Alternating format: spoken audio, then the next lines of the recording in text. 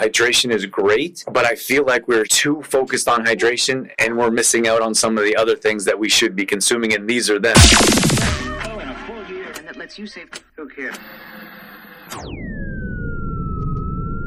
Welcome to a brand new edition of Ageless Energy, where we talk about how to burn fat, increase energy, and balance hormones for women over 40. Over the past 20 years as a performance coach, I've worked with hundreds of women that have the exact same struggles you do. I hope to shine some light with this podcast on what can be the most challenging time of your life and let you know there is hope to find success with your health and what you're looking for. Please share and enjoy.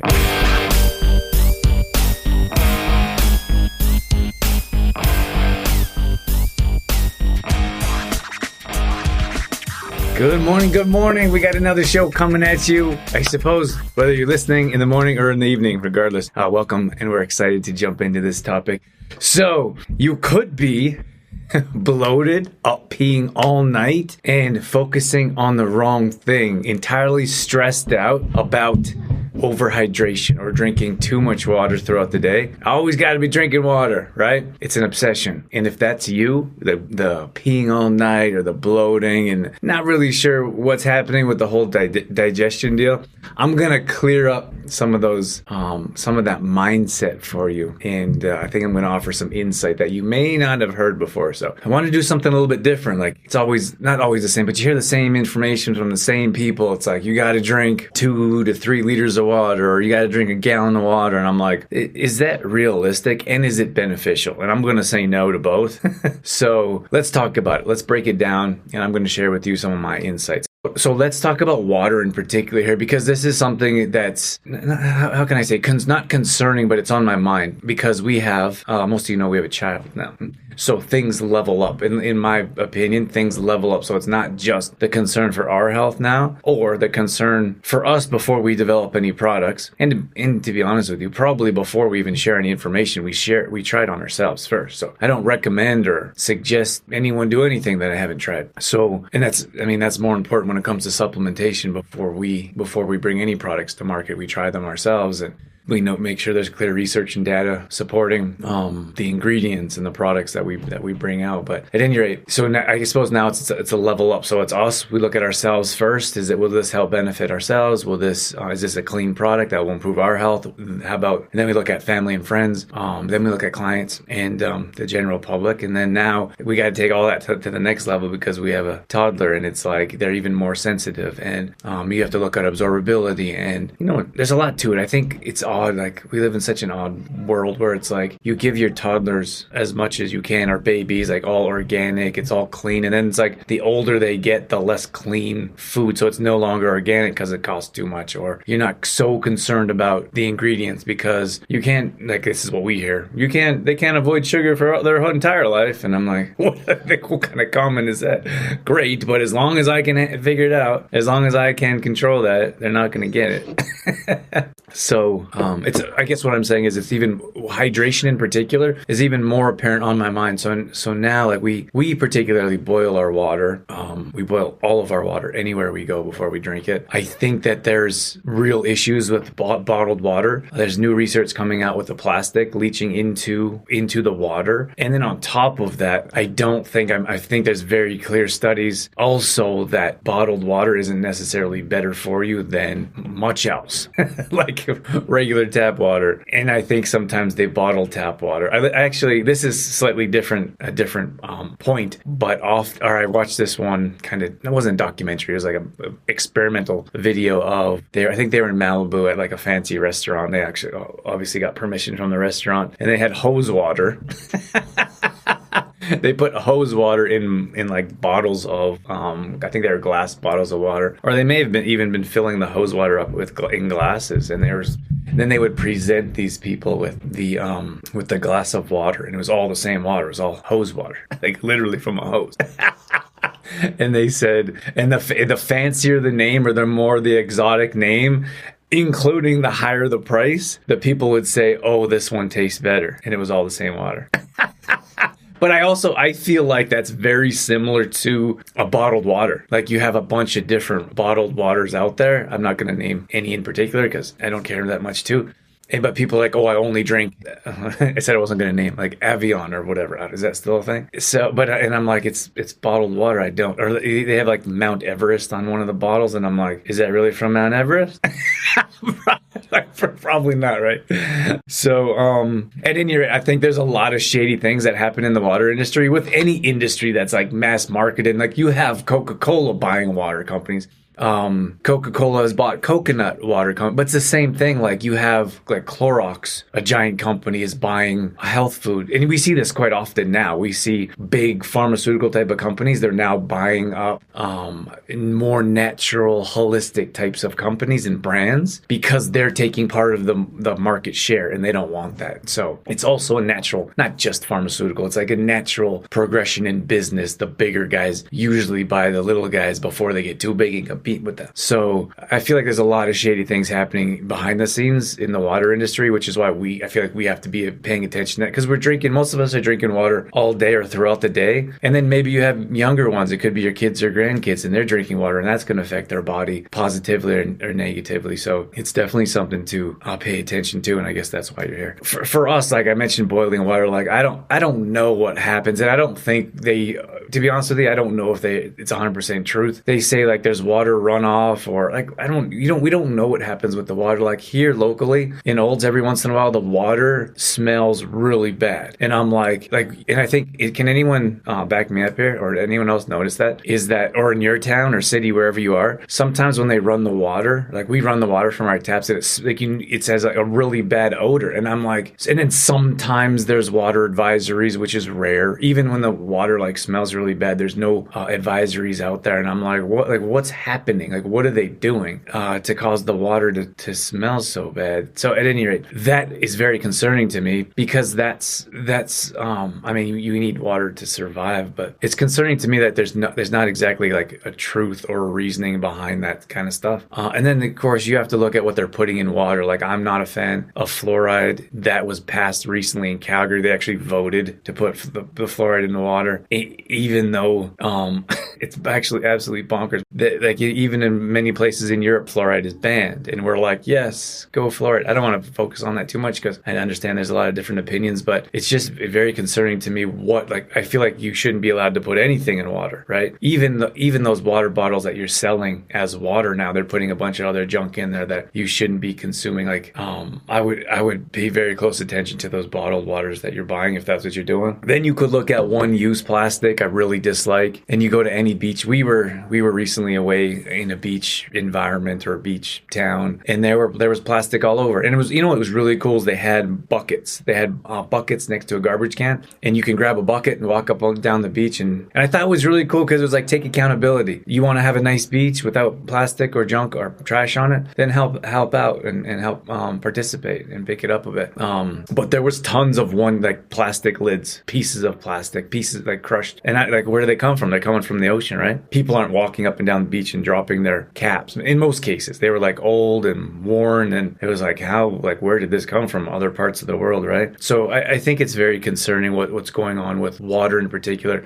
including the pollution. And then you have to look at those one-use plastic now. I don't know. I think it was a reputable source. I know it was a reputable source, but they were talking about new research coming up about plastic, like, I don't know, like the tiniest micro sizes of plastic like leaching into the water with while drinking plastic water bottles. So like, what do you think's happening? We're drinking plastic, right? So that's definitely negatively affecting our health. So staying away from plastic water bottles, staying away from one use, I think is super important as well. So, but that's not necessarily my talk, my whole conversation of where I want to get at. I want to talk about other things that you should be focusing on, because here's the thing. Here's what I see with our clients is, I have to drink water. I need to drink more water. And you hear it all over. How much water you're drinking. And I'm not saying it's not true. Like we see it as well. Like if you're dehydrated, it's usually the day before, right? Like that, to me, that's just general or basic information. You should be drinking a reasonable amount of water each day. And that's probably 2 liters of water, right?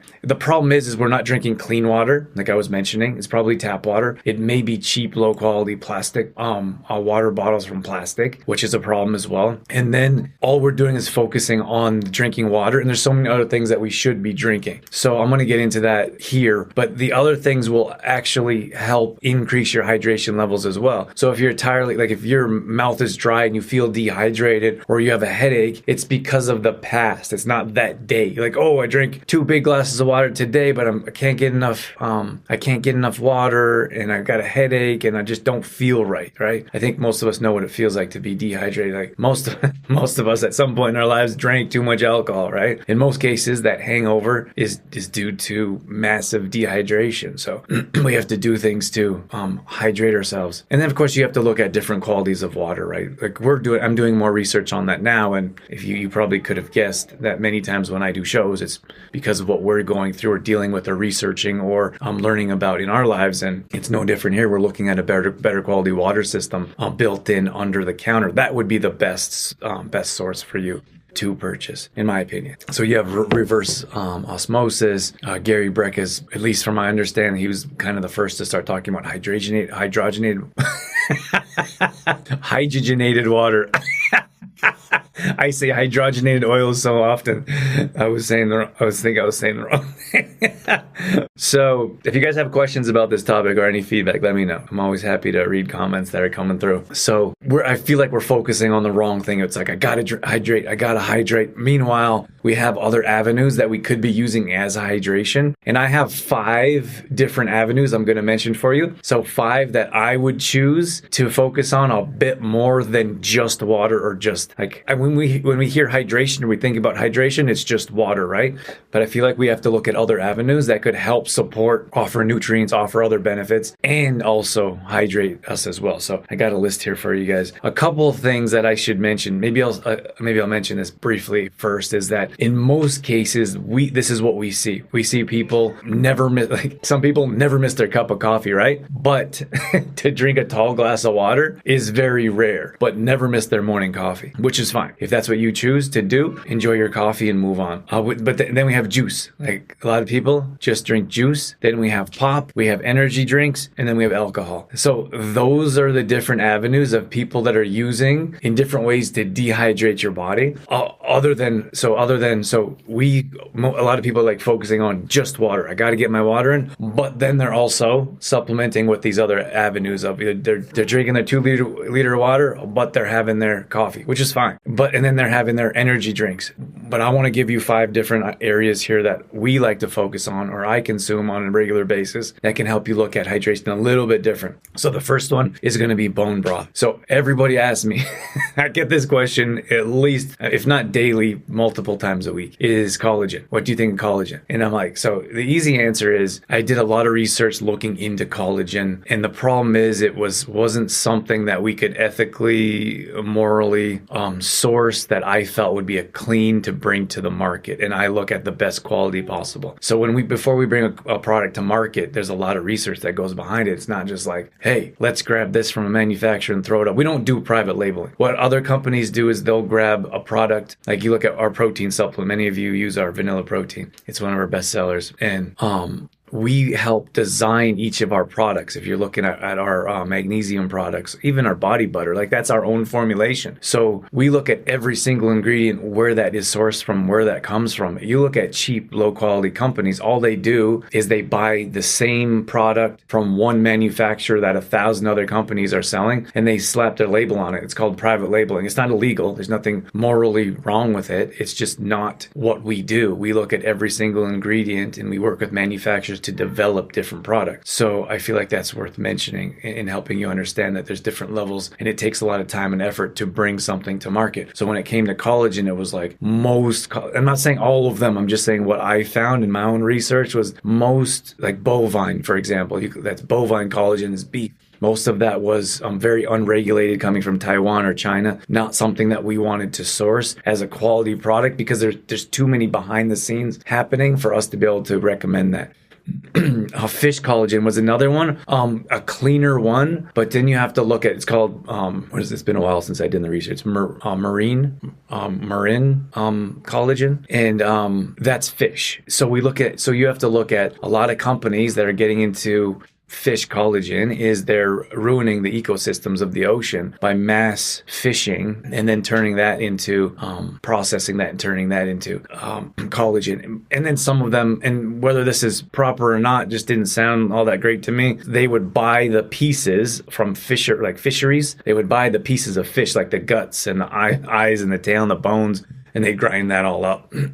And then they process that. And I didn't know, like, it takes years to do research to figure that stuff out. So I still dabble in that and try to understand the industry a little bit. But what I'm saying is that wasn't something that I felt like we wanted to bring to market. And then when I look at the products on the market, collagen is really low quality, bombarded with really not great ingredients and low quality. So that's why we haven't gone that route. But when it comes to collagen in particular, we look at bone broth. So we usually make it ourselves. You can buy it locally. You can find organic chickens or turkey or beef, whatever you want to do.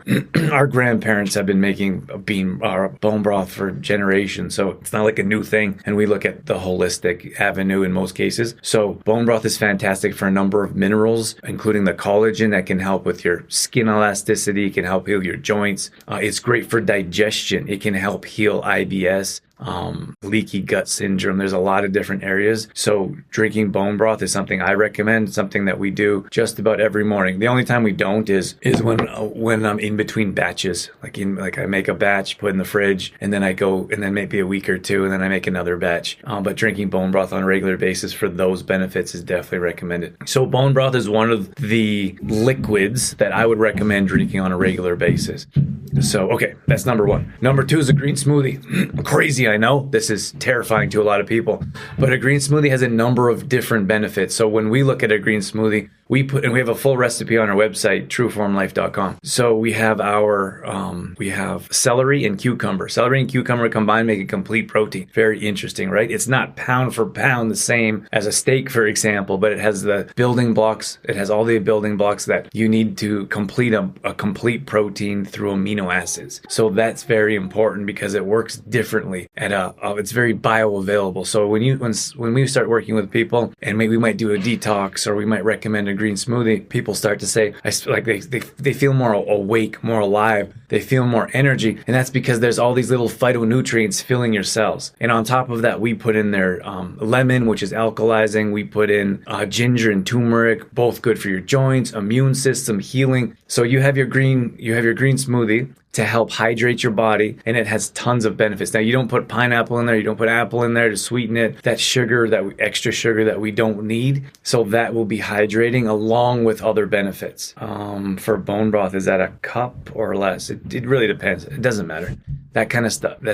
Sometimes I feel like we worry about the things that we don't need to worry about. And I don't mean like keep the questions coming, but it doesn't matter. Like drink as much as you feel necessary. Sometimes people drink like a big glass and you don't need to do that. Just drink a little cup of tea. And I actually enjoy my tea in the morning. And I'm telling you what I do. This is part of our morning routine. And I drink most of these liquids within the first couple hours of getting up. So I sip on my bone broth while I'm reading in the morning or while I'm getting ready for like a show or getting ready for work. And that moves on to green tea. So green tea. So what I like to do is I have pu'er tea. Pu'er tea is like a mix. I don't know if it's like specifically in either category. It's a mix between green tea and black tea, like a combo, and that's rare. It usually is either black tea or green tea. So this is a bit of a in between, and it's also, so this is a fermented tea. So fermented, great for digestion. We do a lot of work around digestion. A lot of people come to us for digestion in particular. So you look at green tea and pu'er tea, and I mix that with our MCT oil and grass-fed butter. So both about a teaspoon to a tablespoon. I don't measure. So those healthy fats give me energy. The green teas combo there. I was actually Tim Ferriss. I'm a big fan. He wrote a few best-selling books, 3, I think.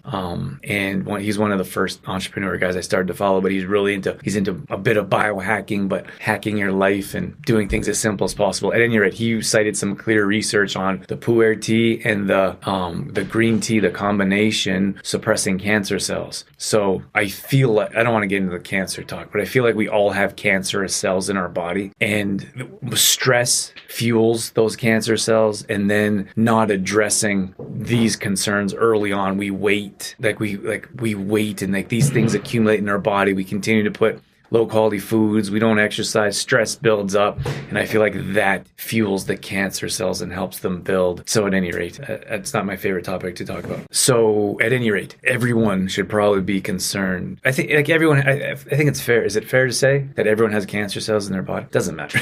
Doesn't matter. This is a great combo to help you stay hydrated and offer benefits. So it's a natural or an easier type of caffeine, like a softer caffeine than a coffee or even a black tea from the green tea. Tons of antioxidants, and then it can help heal those cells at a cellular level. Something I also do that I didn't mention is ashitaba tea. That also scrubs those dead cells that kind of drain energy from you that hang on. They're no benefit to you. But that's for another topic, I think. One of the things I would like to ask of you guys is that some of you know that I don't run ads on the show and don't plan on in the immediate future. So the only ask I have for you is that you help us spread the word so we can help more women burn body fat, increase energy, and balance their hormones. And the only way that we can do that is if you can rate and review this podcast. So the single thing that I could have you do or could ask of you is to leave a review. It'll take 5 minutes or one swipe of the thumb. It would mean the absolute world to me. And more importantly, you could change the world for someone else. As many of you know, there's plenty of women that struggle in this age group for balancing hormones, increasing energy, and burning body fat. So if you could help spread the word, that would make a big difference in our life and probably someone else's as well.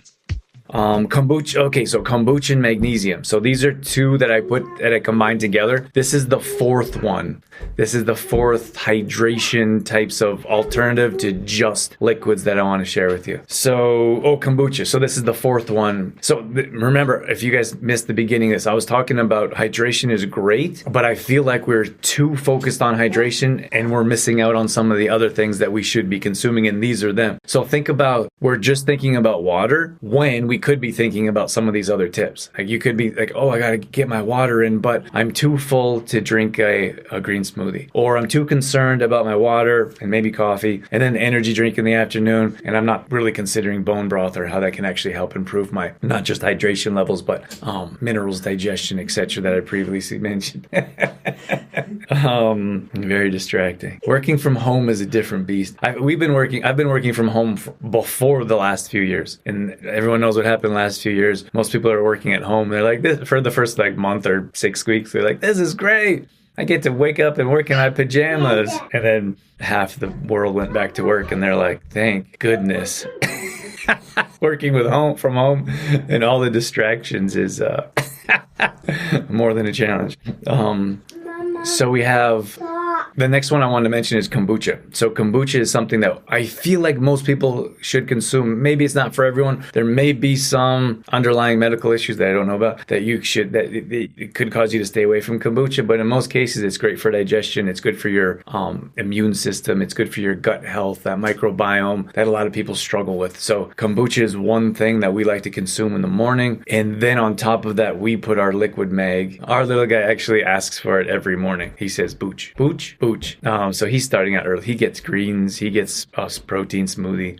And you know what's interesting is a lot of times people will say, is this safe for kids? And I'm like, if it's safe for adults, adults, why wouldn't it be safe for kids? And that's the thing, is that we don't consume things that aren't safe for kids. But then sometimes people consume things that, I don't know. You know what I'm saying? Like if a kid shouldn't have it, why should an adult have it? So of course, all of our stuff is safe for kids. You have to look at different doses and different uses. But if we're using something, you can bet kids can have it. I don't really like to get into cancer talk because I have very different beliefs, but I think that everyone has cancer cells and we should be looking at ways to reduce them, from food to supplementation to the stress in our life. I think they just continue to build, and then all of a sudden, right, or one day it's like you've been diagnosed with, and then it's like you have to look at what was happening throughout the years that built up to that. And I don't think the conventional medical world believes that or would share that. It's just what happens, right? I feel like we should be concerned about that and make proper steps, not be worried or stressed out about it, but take proper steps. Even look at your health history, right? I think it's really super beneficial to lead by example. And I had this friend that was like, oh, my kid doesn't eat any greens. And I'm like, when's the last time you ate greens? A good friend, he doesn't eat greens. He wasn't very healthy. So then he's complaining about his kid. And I was like, well, how about you start eating greens and then they will. It's the same thing with, I had a mango and I was like, different friend's house, and I was eating a mango, and the kid asked for a piece of mango, and he's like, "Oh, she's not going to eat that. Don't give it to her." I was like, "Well, if she's asking for it, I'm going to give it to her." So I took a piece, I peeled a piece, and I gave it to her, and she really enjoyed it. She asked for another piece. He's like, "Oh, of course he's going to eat it from you." And I said, "Well, do you eat mangoes? Like, has she seen you peel a mango before?" No, right? So if you want your kids or grandkids, like, you have to set that example for them, and that gets that challenging because that, like, the grandparents want to please the kids and they want to give them whatever they want. It's like a joke, right? Come over to grandparents' house, you can have whatever you want. And it's like, I don't really think you're setting them up for success that way, right? If you want to set them up for success, you set a good example yourself. Consume clean foods in front of them that taste good, or bake healthy options at a young age and show them that there's other options besides refined sugar, packed muffins or cookies, or there's other things out there. I think that's like setting your kid up for success, for their health success as early as possible. That's the best thing that's the best gift you could possibly offer them. So kombucha. Let me get back to my point here. So kombucha, and then we put our liquid magnesium in there. So that could be one or two, that whichever you choose. Our liquid magnesium is a liquid. We put that in kombucha. You could also put liquid magnesium in water. But going back to my point is that these are some tips or some ideas that in my opinion, you should be focusing on, instead of like, so consider someone that just says, "I need to drink my water. I'm missing my water," and they're missing out on these 4 to 5 different ideas I'm giving you. And it's a challenge because all you're thinking about is just chugging water all day. And that's when I get back to, often you're bloated, like you're like so full you can't eat properly. Like, you should be eating proper foods. You could look at watermelon, or you could look at oranges or other fruit options to help hydrate your body. I'm not saying you shouldn't be drinking water. I'm just saying that many times we're only considering water and not other avenues that we should be consuming, liquids that would improve our hydration and do so much more. So the last one is shaker, or let me mention here. So kombucha, we put liquid magnesium, has over 300 enzymatic functions in the body. Everyone should be consuming magnesium, in my opinion. It's the most important mineral that our body lacks and needs, and has so many benefits. So adding liquid magnesium to your daily regimen, not necessarily diet, is super important. So that's what I would suggest to help improve restless legs, chronic pain, sleep, digestion, energy. Those are the main reasons people come to us for magnesium in particular. And then my last one is shakes or smoothies. So when we create meal plans for our clients, we put a shake or smoothie in there just about every day, because it's the easiest way to get different nutrients into your body, protein in particular, if you're putting a protein scoop in there. So our vanilla protein, for example, is 25 grams of protein. It's only 120 calories, 110 calories maybe. 2 grams of carbs, 0 grams of sugar. Like, that's a fantastic. And then all of our ingredients are fermented. They're fermented, sprouted, and or organic. So those are, and then so when you have sprouted, that increases the nutritional value. When you have fermented, that increases the absorbability and the ability to digest different ingredients. The problem is many people go to the cheapest. Protein's expensive. Like, there's no way around it. Our protein is our smallest margin for any of our products we sell. What does that mean? Is that we make the least amount of money on our protein. At certain times, I feel like it's hardly worth selling. The only reason we really invest in it is because we know it's a good quality product, and we know that our audience and our clients need a good quality protein supplement. Otherwise, they'll go and buy a cheap one that's going to cause gas, bloating, indigestion, constipation, or diarrhea. So it's not even like, honestly, if it was just about bringing a product to market that was going to make us a bunch of money, protein would not be on the top. Protein would be cut. So just consider that. Consider that when you're going to buy a cheap quality product, they're not all the same, and they have different ingredients, and they offer different results to your body. A lot of times people come to us and they'll say, "I had a protein years ago. It was chalky, chemically, and it constipated me." And I was like, "Where'd you get it?" And they're like, Costco, pharmacy, Popeyes. Like, okay, like that's what they sell. They sell cheap quality products that they can make big margins on because they're about profit. It's a very different business model. That's it. That's what I got. Looking at my notes are over. So if you have any questions with that, let me know. And I think that there's a lot of benefits to drinking water. So I'll just recap real quick. I talked about the type of water that you're drinking. Like, most people drink tap water, which is a bit scary to me. So stop drinking tap water. Stop drinking. Actually, I'm not going to tell you what to do. You should do what you want to do. But maybe do some research. I think that would be a better avenue for you to start doing some research around water and hydration and understanding the types of water you're drinking, the quality of water, and where it's coming from. And then from there, if you're all like, if you feel like if you're stressed out about drinking water and don't get me wrong, like this is next level. Like if you're only drinking coffee and energy drinks and what else did I put? Possibly pop or juice. Like if that's the majority of what you're drinking, that needs to change drastically. That like a lot of people come to us, like we work with a lot of times women around 40 to 60. And they're coming to us in a pre-diabetic stage. And if then you're looking at all the sugars you're putting in your body, that's a major concern. So we need to look at what we're consuming and then what we're replacing that with. So energy drinks, I already listed them. So you're looking at those types of liquids, you're putting that in your body on a regular basis. That's going to cause damage short-term if not short-term, definitely long-term damage. If you haven't noticed it now, you'll notice in the future for sure. And then you'll all of a sudden get diagnosed with something, right? I don't know what happened. I eat pretty well. Okay. And then so we move to water and you're drinking water. We should be drinking around 2 liters of water a day, but don't obsess on it. If that's causing you stress, then I think that's a concern. If that just chugging water is a concern, you have to look at something I kind of forgot to mention was you have to look at digestive enzymes. We have naturally occurring digestive enzymes if we have proper gut biome, which is why I'm talking about kombucha and like fermented pu'er tea or fermented foods. When you chug water with your meal, you're diluting those digestive enzymes. So, and I see it all the time. People like, instead of taking a sip of your water with your meal, people are like, oh, I'm so thirsty. Chug, chug, chug, chug. And then they're full and bloated. They have a full belly of water. And then they struggle with the whole food thing because your digestion isn't working properly because there's so much liquid in there. So that's directly related to the hydration and what you're looking at. So concerned about chugging as much water as possible because you got to get your 4 liters a day when you should be looking at other areas that I mentioned here previously throughout the show. So I hope that was helpful. I'm out of here. Thank you all so much for joining this morning. If we can help out with anything, we're only a message away. Have a wonderful weekend. Have a wonderful day. And hopefully catch up with you soon. Bye.